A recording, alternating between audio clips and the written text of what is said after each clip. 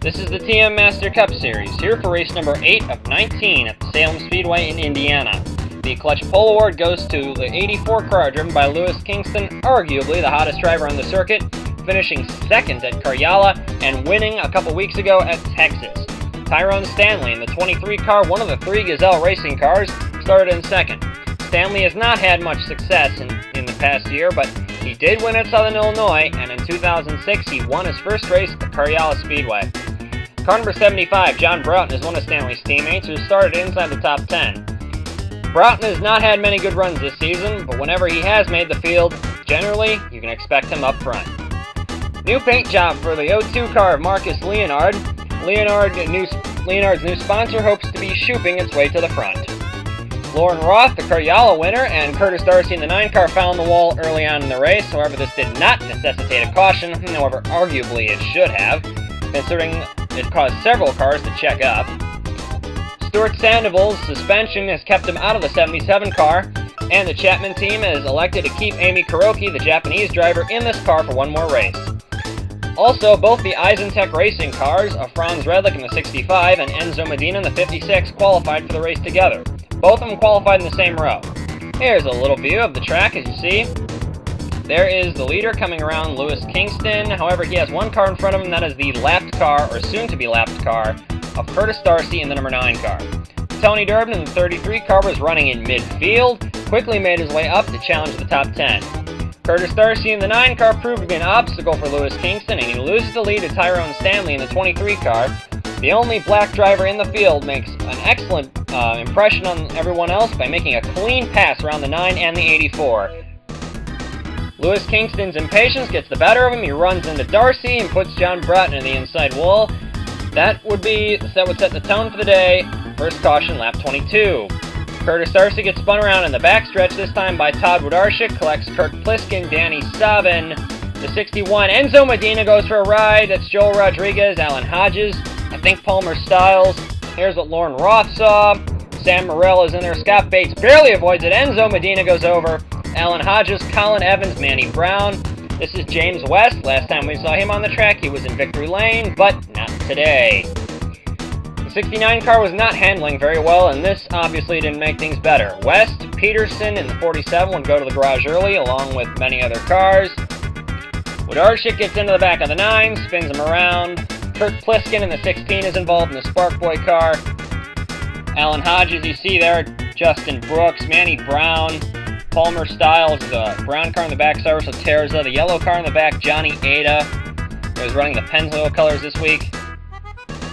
Ryan Naraki and Leonid Roderick were the last 2 cars on the lead lap, and they led the field to the green flag. However, many people were a little bit confused about this because the 32 and the 4 were the fastest cars on the racetrack early on in the going, even though Enzo Medina was able to get a clean pass on the 32. You're going to see Naraki shows the power of the outside line and takes the spot back, and puts Enzo Medina back a lap down. Tyrone Stanley dropped to 3rd on those round of pit stops as Medina jumps into the pit lane.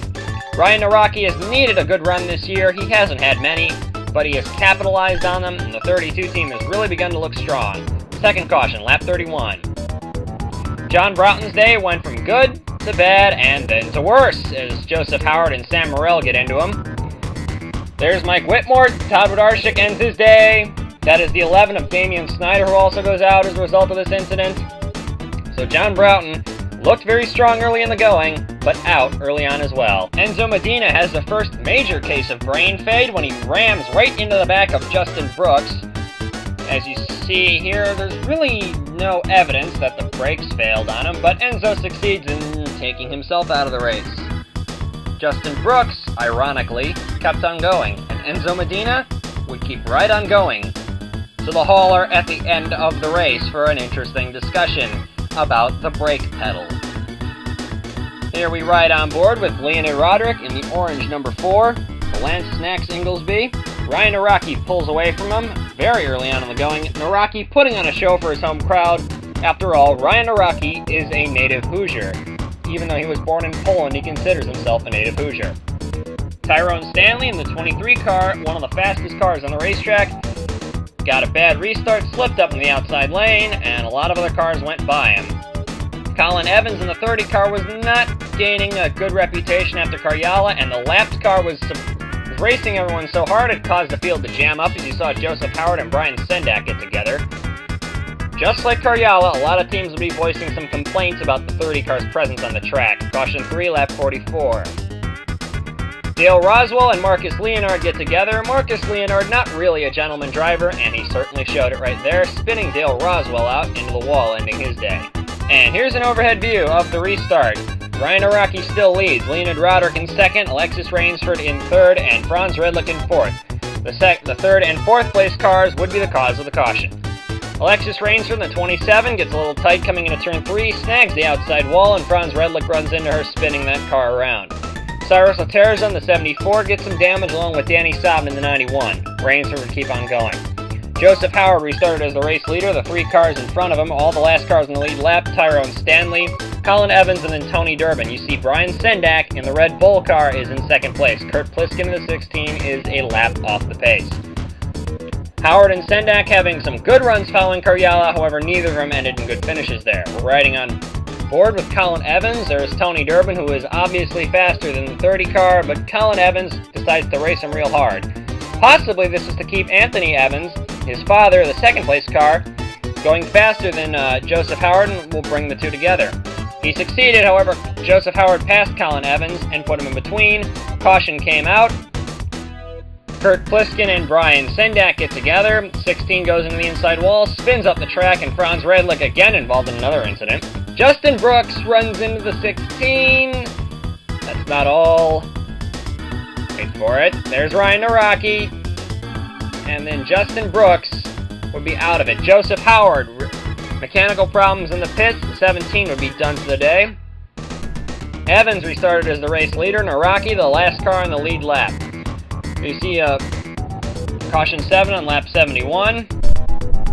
The 2 Evans cars get together again, shoving Father Anthony up into Brian Sendak. A lapped car, Scott Bates gets a little piece of that. Lewis Kingston, the 84 car, the pole sitter, restarts as the leader. Anthony Evans is way off the pace in the number 10 car. Brian Sendak goes back a lap down. Mike Whitmore goes to second. Ryan Naraki continues to fight to get his lap back. Another overhead view of the car in the pit lane was Marcus Leonard. Ryan Naraki passes the leader to get his lap back. Colin Evans continues running into people. This time it's Cyrus Laterza on the 74. Anthony Evans finally gets lapped by Lewis Kingston. Marcus Leonard still in the pits. In fact, he ended up doing laps in the pit lane. Ryan Naraki in the 32 was the fastest car on the racetrack this time by. However, the 32 is still a lap down. Caution 8, lap 89. Kurt Walker has an unusual case of brain fade, runs into Anthony Evans, and takes Paul Lyons out of another top 5 finish. Mike Whitmore goes for a couple rolls. Cyrus Laterza, Tony Durbin, Danny Savin involved. Onboard camera with Mike Whitmore in the name 73 Colton. Goes around a few times, and there's the lift. Over and over. And out. Mike Whitmore in the 73 car, not having the best of runs here at Salem, and his day would end fairly early. This is the onboard camera with Tony Durbin in the 33 running behind Alexis Rainsford. There's the wreck. Tony gives Mike Whitmore the roll. Danny Savin finishes him off. Tony Durbin would keep on going. Colin Evans, you see in the 30 car, finally, I believe, would go out of the race. Scott Stoyler also did receive some damage. Leonid Roderick and Ryan Naraki are the first 2 cars 1 lap down, but as you'll see, they will blast right by the leaders, Lewis Kingston and Tyrone Stanley, both of whom were sleeping on the restart, so to speak. Naraki and Roderick posted some very quick laps, as did Scott Bates in the 88, Amy Kuroki in the 77, and then Matt Taylor, who has returned to the 44 car this week, was surviving all the carnage. Taylor had returned from an injury to his wrist after he sustained at New York. Caution 9, lap 97. Amy Kuroki turns Lewis Kingston into the wall. Paul Lyons involved in another wreck. Ryan Naraki and Leonid Roderick could get back on the lead lap, finally. Then Tyrone Stanley in the 23 car pulled away with Scott Bates in second, Matt Taylor in third. Kurt Walker decides to run into Alexis Rainsford on the back straightaway. Unusual to see Kurt Walker have so much brain fade in one race.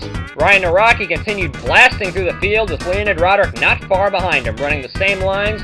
Naraki and Roderick beginning to learn each other's lines, but to no avail. Tyrone Stanley cruised on for his first victory of the season, and then saluting the crowd, since Stanley does not believe in burnouts.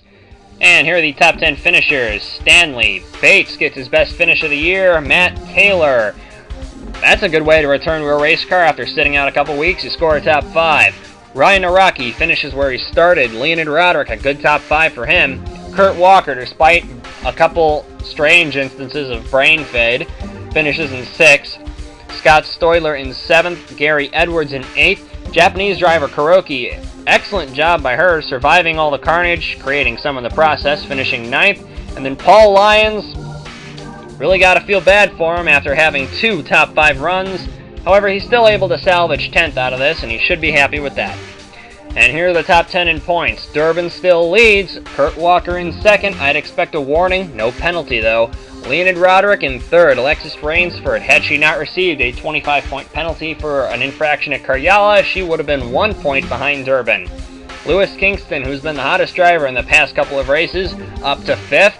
Gary Edwards, Palmer Stiles, Johnny Ada, Danny Savin, and then Ryan Naraki round out the top 10. And here's 11 through 20. 1 point behind Naraki. It's his teammate Damian Snyder. Then it is Joel Rodriguez. Sam Morrell, the owner-driver, also the factory-backed Colton Morrell operation. Dan Klezel, solid run for that small team. Lauren Roth in the 39. Manny Brown in the 22. Julian Osova, the Russian, in car number 1, having a great season compared to last year. Todd Wodarczyk, Anthony Evans has been falling down slowly the past couple of weeks. And then Mike Whitmore in the 73 crashes out, still able to keep his car in the top 20 in points. That's all for this week in the TM Master Cup Series. I'll see you next time.